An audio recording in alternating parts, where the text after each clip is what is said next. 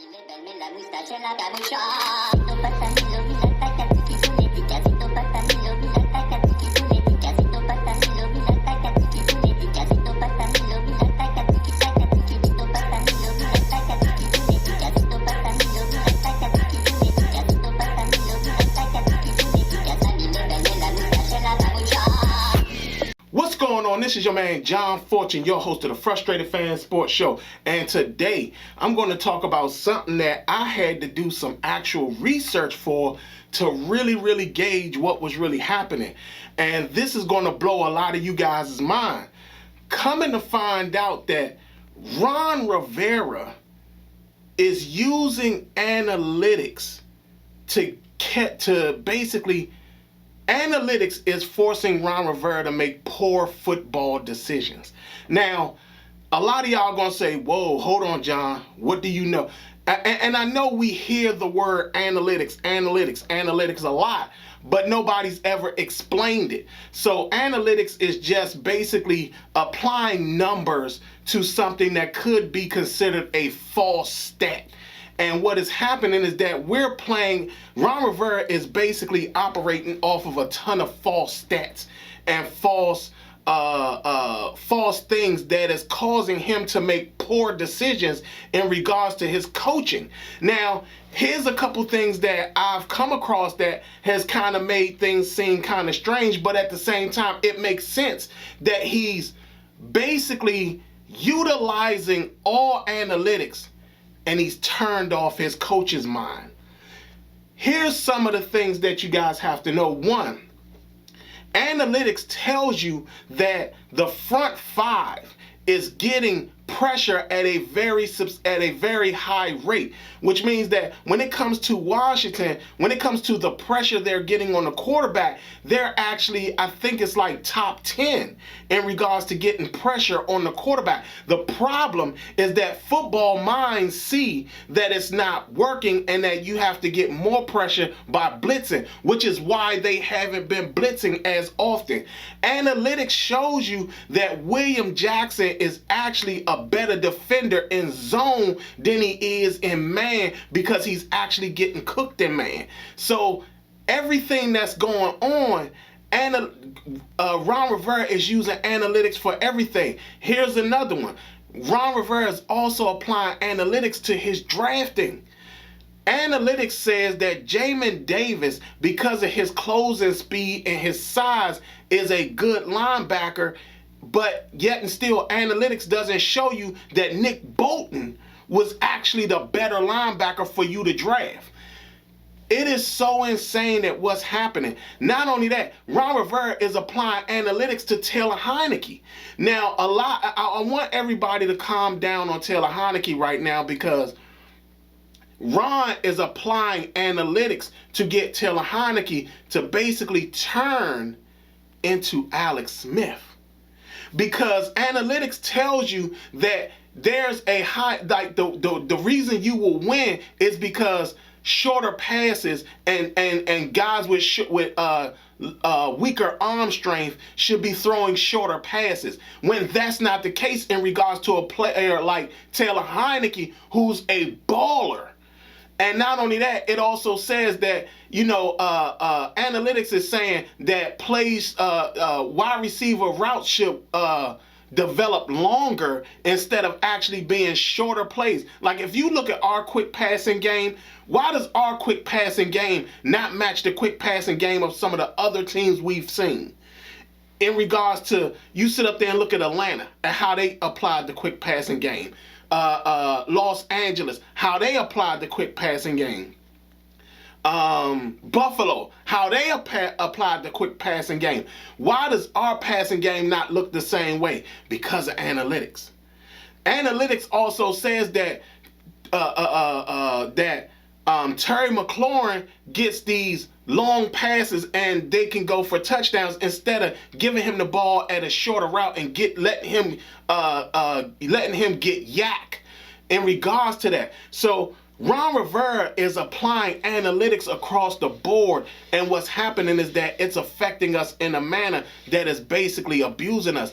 in reality, analytics is telling him that in actuality, it's okay to have Landon Collins out there playing safety, because he's not actually getting beat as much as as much as we're seeing him getting beat, especially on big plays. So, and now all of a sudden, like Ron said, that he's now moving him closer to the line.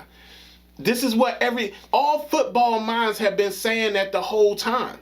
So we have to, Ron has to understand that these analytics that he's applying is not working.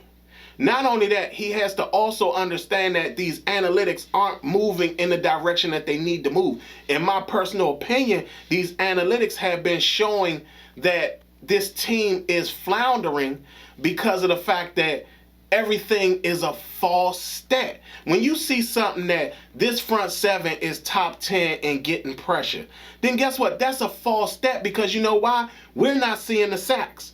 We're not seeing the tackles. We're not seeing us stop these run games. And that is a part of what football minds come into play. Ron needs to stop sitting here wanting to use analytics all the time, because what he's done is he's completely shut off his football mind. You can't apply analytics to every single thing, especially when you see something is not working. You see, William Jackson does not understand the system. You have to bench him. You're seeing that Jack Del Rio is that Ron has applied analytics so much that Jack Del Rio doesn't even see the need to blitz. Blitz, people. Analytics is causing everything that's going wrong with this team to basically be even worse than what it should be. The fact that Ron has applied analytics so much is insane. Absolutely insane. And he does not see that it is hurting the team as he keeps applying analytics. He even applied analytics to the draft, people. The draft. I told everybody, Addison Adebayo, who we saw in New Orleans, I told everybody, I was for certain Ron's football mind would have chosen Paulson Adebayo. That's where, because I saw how good he was, how solid of a player he was. Instead, analytics told him to take St. Juice because he has a high number of pass breakups. That's what analytics does. And that his height and size means so much. But yet, you got another guy who can actually get interceptions, who look like he's worth having. Trayvon Diggs, look at him. His analytics score was actually low. And people tend to forget that. His analytics score was low, very low. This man looks like the second coming of Deion Sanders right now. The Taylor Heineke thing. And why I'm telling y'all to kind of chill on the Taylor Heineke thing. Ron Rivera said in his press conference that Taylor needs to learn how to manage, just understand it and learn how to just manage the game. Taylor Heineke came back and said, yeah, I just have to understand that I just have to manage the game. And I'm constantly hearing this, manage the game. Manage the game, manage the game. I keep hearing this. Then all of a sudden, my database went back and said, where else did we hear this? Ryan Fitzpatrick, when he was talking to the media on several times, made the comment that, yeah, I'm still learning this offense and I'm trying to learn how to manage the game. I now see why our quarterbacks are failing this year. And even if Ryan Fitzpatrick was to come in, again, analytics told Ron Rivera to get the ball down deep. You need a quarterback with a strong arm, a la Ryan Fitzpatrick. Anyway, even if Ryan Fitzpatrick was in the game, Ron would stifle his improvisational skills. Now, and that's the problem that's happening. Ron has tempered Taylor Heineke's improvisational prowess.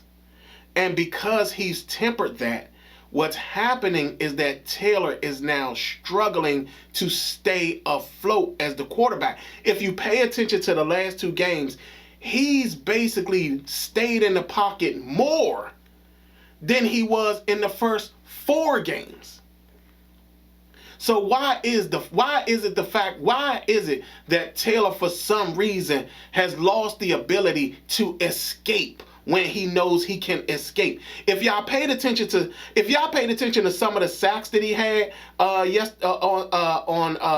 Sunday against the Chiefs, if y'all remember, some of the sacks was him just scrambling around in the back trying to find somebody to throw it to.